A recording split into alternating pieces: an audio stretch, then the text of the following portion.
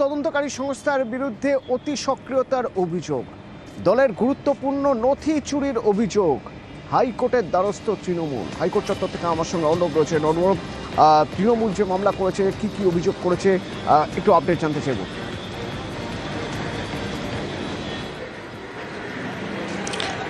তৃণমূল কংগ্রেস সরাসরি ইডির বিরুদ্ধে অভিযোগ এনেছে এবং ইডি যে গতকাল অভিযান চালিয়েছে আইপ্যাক এই সংস্থা এবং তাদের কর্ণধারের বাড়িতে দুই জায়গা থেকে ইডি একাধিক নথি তারা উদ্ধার করেছে এবং সেগুলি নিয়ে গেছে, ফাইল, কাগজ, দস্তাবেজ।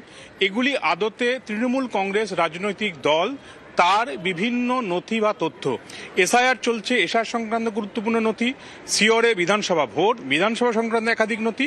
কারণ বিধানসভা ভিত্তিক এই সংস্থা তাদের কাজ করে থাকে। শুধু তাই নয়, পার্টির কাছে বিভিন্ন ব্লক বা জেলা থেকেও প্রচুর মানুষ তারা বিভিন্ন রকম আবেদন রাখেন, সাহায্য প্রার্থনা করেন। এক এক জনের এক এক রকম সমস্যা, সেটার কোনোটার কি ডেভেলপমেন্ট হবে নেতারা সেগুলি পর্যালোচনা করেন। এই সংক্রান্ত একাধিক নথি রয়েছে। সেই নথিগুলি ইডি গতকাল অভিযান চালিয়ে তুলে নিয়ে এসছে। এগুলি রাজনৈতিক দলের তাদের সাংগঠনিক কৌশলগত নথি। সেই নথিটা রাজনৈতিক দলের কাজে ব্যবহৃত হয়। সেই নথিগুলি ইডি ফেরত দিক এমনই আবেদন করে তৃণমূল কংগ্রেস এই মামলা দায়ের করেছে। একই সঙ্গে ইডি যেভাবে অভিযান চালিয়েছে সকাল থেকে একেবারে সন্ধ্যে পর্যন্ত, এই ঘটনাতেও ইডির অতি সক্রিয়তার অভিযোগ আনা হয়েছে তৃণমূল কংগ্রেসের এই মামলায়।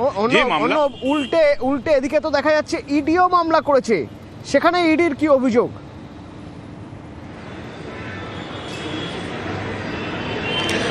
ইডির অভিযোগ ঠিক তার উল্টোটা। অর্থাৎ ইডি বলছে যে তারা অভিযানে গিয়েছিল আইপ্যাক সংস্থা এবং তার কর্ণধারের বাড়িতে, এবং তারা যে কয়লা পাচার সংক্রান্ত তদন্ত করছে সেই তদন্তের যে লুপ, সেই লুপের মধ্যেই আইপ্যাক এসছে এবং আইপ্যাকের সংস্থা বা সেখান থেকে যে সমস্ত নথিগুলি পুলিশ, এক্ষেত্রে কলকাতা পুলিশ বা বিধাননগর পুলিশ, তাদের সাহায্যে বেশ কিছু মানুষ তাদের তল্লাশি চলাকালীন নিয়ে চলে গেছে।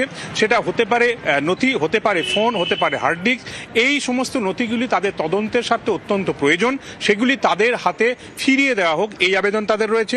দ্বিতীয় আবেদন তারা করছে যে ইতিমধ্যেই ইডি অফিসাররা তারা আইন মেনে, সংবিধান মেনে কাজ করতে গিয়ে তারা বাধার মুখে পড়েছে, পুলিশি অতি সক্রিয়তার বাধার মুখে পড়েছে। এবং শুধু তাই নয়, তারা সমাজ মাধ্যম থেকে জানতে পেরেছে, ঘটনাস্থলে উপস্থিত ছিলেন তৃণমূল কংগ্রেস নেত্রী। এই অবস্থায় ইডি অফিসারদের বিরুদ্ধে মামলাও হয়েছে রুজু দুটি থানায়। এই অবস্থায় ইডি অফিসাররা যাতে নিশ্চিন্তে কাজ করতে পারে, আইন অনুযায়ী ইডির যে পিএমএলএ অ্যাক্ট সেই অনুযায়ী কাজ করতে পারে, সেটা সুনিশ্চিত করুক কলকাতা হাইকোর্ট, এই মর্মেও আবেদন করা হয়েছে। অর্থাৎ কার্যত ঘুরিয়ে রক্ষা কবচ। দুটো মামলার শুনানি একই সঙ্গে হবে?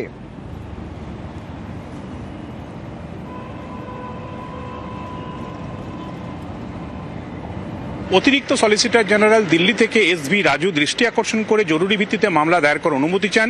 অনুমতি দিয়েছেন বিচারপতি শুভ্রা ঘোষ এবং তিনি জানিয়েছেন ভরা এজলাসের মধ্যে যে তৃণমূল কংগ্রেসের করা মামলা এবং ইডি জরুরি ভিত্তিতে যে মামলা দায়ের করার অনুমতি চাইছে, দুটিরই বিষয়বস্তু এক। কাজেই দুটো বিষয়বস্তু এক হওয়ার কারণে দুটি মামলা একযোগে তিনি শুনানি করবেন এবং দুপুর 2:30টার সময় সেই সময় নির্ধারিত করেছেন বিচারপতি ঘোষ।